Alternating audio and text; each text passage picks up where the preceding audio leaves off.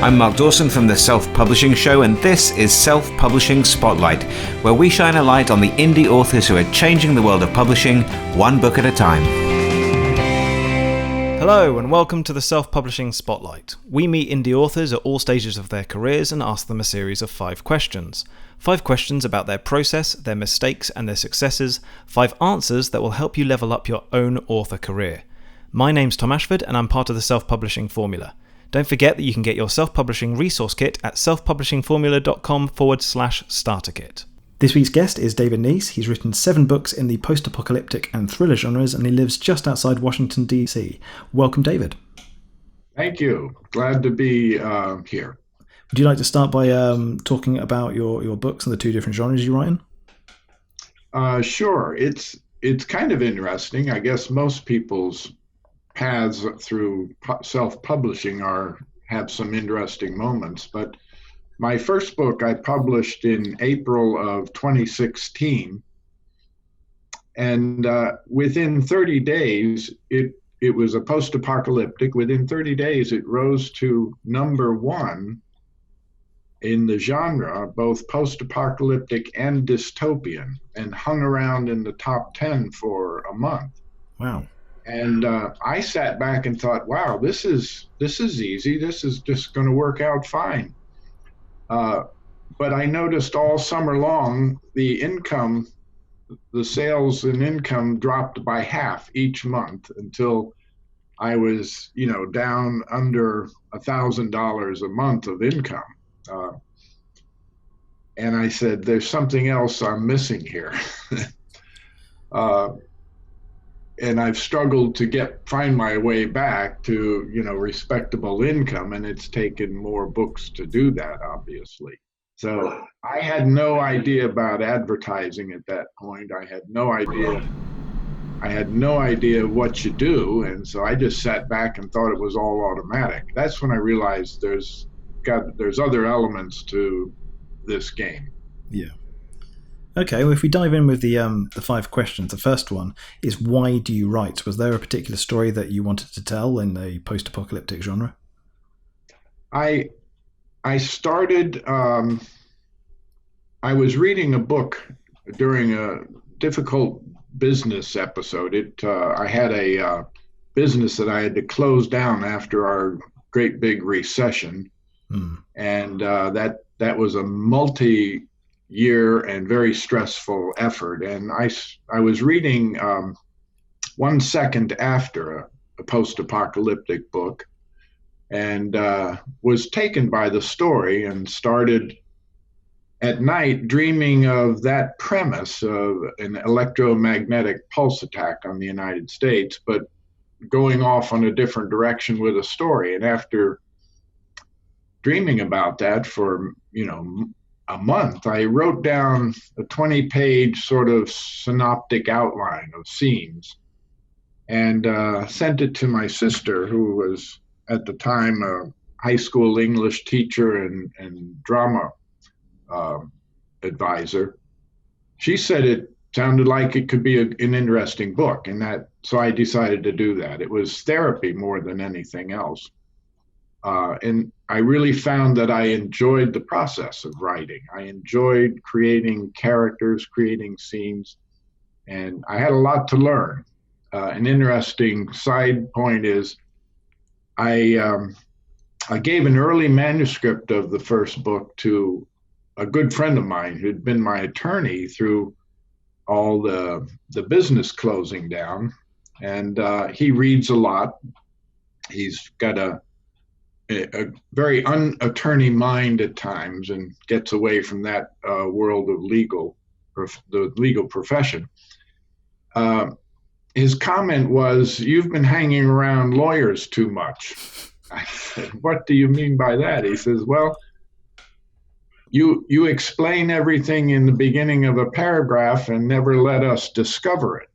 Right. What he was telling me was a version of the old admonition of show, don't tell. And I was writing the way a businessman or an attorney would write, by telling rather than showing. Yeah. And so that was my first corrective action that I was introduced to. but I enjoyed the process, and I enjoy the learning of the craft.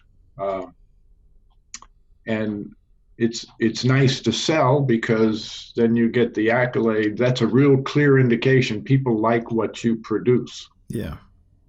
And so I'm pretty much set on that course. I promised my wife when we closed the business down and been through 4 years of just extraordinary stress to make all that, to navigate all that smoothly without damaging ourselves. I promised her that I was entrepreneurial and I'd probably do something other than drive a bus for a living. But I promised that I would do something that didn't involve having inventory or lots of employees or bank loans. Yeah. And guess what? Writing fits that bill perfectly. So I've been able to move on in a manner in the fashion I promised. Yeah. And had you always had you wanted to be a writer before that? You know, I think I had this gift early on. I wrote a number of stories in high school, just my general English classes in college. Was always anything I wrote was well received, but I wound up in the business in retailing as a retailer. And so that was all put aside, except for I always found ways to engage in writing, to, write sales instructions, sales procedures, sales manuals, motivational things. But I had to craft it to the business needs. But I could look back and see that there was I think a talent there trying to get out. And, after so many years, I was finally able to express it in a more artistic way, much more satisfying, by the way. Yeah. Okay. Well, question number 2 is how do you write? So do you plot your stories out or just sort of see where they take you? It's a mix of both. I start with an outline.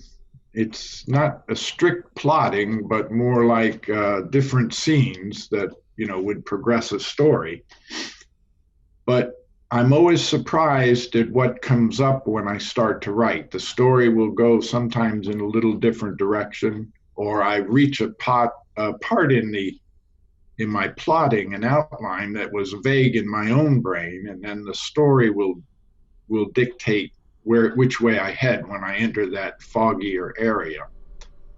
What's interesting is I'll always have a character or two that comes out of the story that I never anticipated. I just, in the middle of writing, come up with someone that I should insert into the story that I had never thought of before. So I would have to say that the story drives some of it, as well as some plotting. Okay. And is there a particular time and place that you prefer writing? I started out in a little cubby on the side of our dressing room, wedged into everything else, and have graduated to the spare room we have in the house that I turned into an office, which I can close the door and, put in some solitary time, because it is a solitary profession. Yeah. Okay, well, that leads us into question number 3, which is, are you a full-time author? If you are, how did you get there? And if you aren't, what steps are you taking to make it happen? I retired from business, basically, and didn't get into any other business or go to work anywhere else. So I guess you can say I'm a full-time author. Yeah. And finally, this year, what's the word? The phrase self-sufficient. Yeah. I'm earning enough to, maintain my wife and I at this point. Nice. Okay. Question number 4 is, what mistakes do you think you've made and what have you got right? Boy, a lot of mistakes. Yeah. Telling, not showing. Yeah. Forgetting to paint scenes. And I try to remember an admonition by one of the, better known authors. I read something about his rules of writing, and that was if a scene is important in the story, describe it clearly so the reader can see it, but don't weight your story down with describing every scene in great detail. It just slows the plot down. So I've had to learn where to do that and where not to do that. Keeping dialogue genuine. Yeah.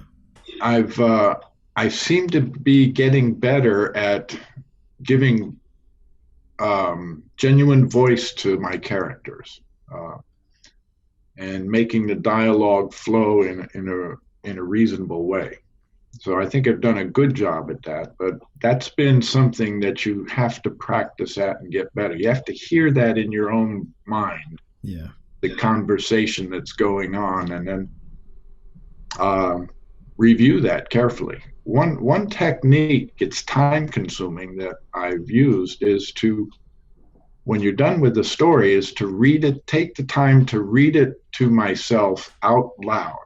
Yeah. And, you can only read out loud for so long. You can't do that for 2 or 3 hours. Your voice gives out. So it does take time, but boy, do you hear things that you don't hear with your mental voice. Yeah. It's too easy to skim across things as well if you're actually just reading inside your own head, especially if you've written it. Oh, absolutely. Your brain fills in the gaps, and it's the bane of trying to proofread your own work. Yeah. But proofreading, by the way, is one of my biggest ongoing challenges. I started out needing some serious editing help, but now I think I've graduated to be good enough to structure my stories in a way that doesn't need an editor. But I still need more proofreading help. I still have reviewers say, I love the book, but there was a number of, you need to get some proofreaders. And I'm going, oh my God, I've had 4 people look at that book and it's been published for a year.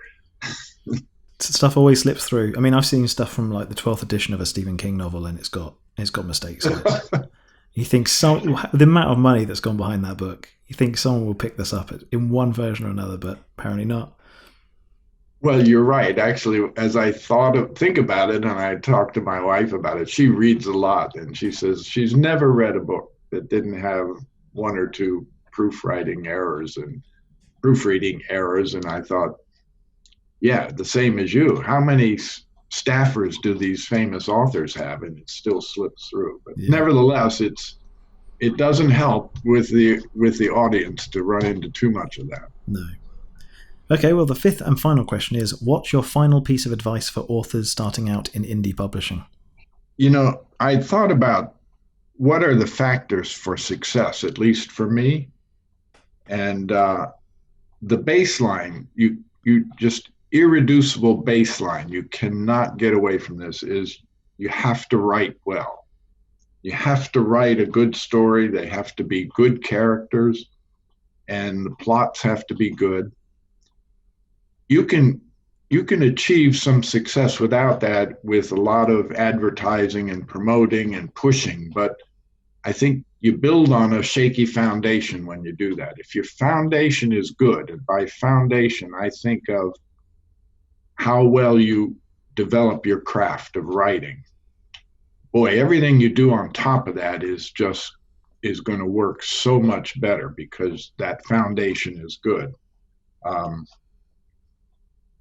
And I do think you need to advertise. I've come to that, and that's why I joined Mark Dawson's group. That's why I signed up for Ads for Authors, because I realized this game has gotten more competitive, and it isn't going to happen on just the merits of my writing. I have to add to that.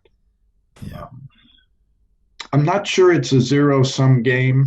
I mean, in my business, in specialty retailing, it was always a zero-sum game. If a competitor moved into the marketplace, everybody'd say, oh, it's going to expand the market. No, it just divided the market. and you got a smaller slice of it. I don't think writing is that way because there are so many readers out there. And even if they're not reading you, but they're reading similar books, you think about it, it takes months to write them, and they can read them in days or a week at the most. And there's no way you can keep up with that.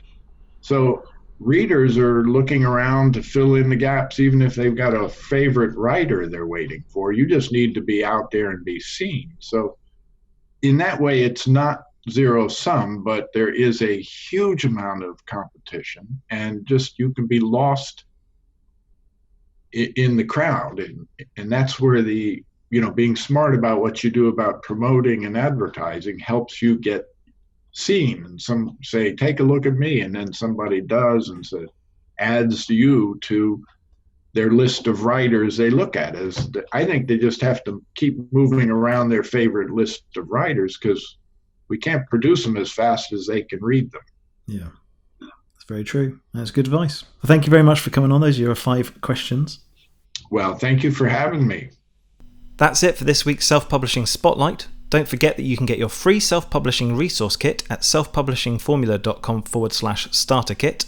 And if you want to appear as a guest on this show, send us brief details about yourself and your writing at selfpublishingformula.com/spotlight-guest. I'm Tom Ashford, and I'll see you again next week.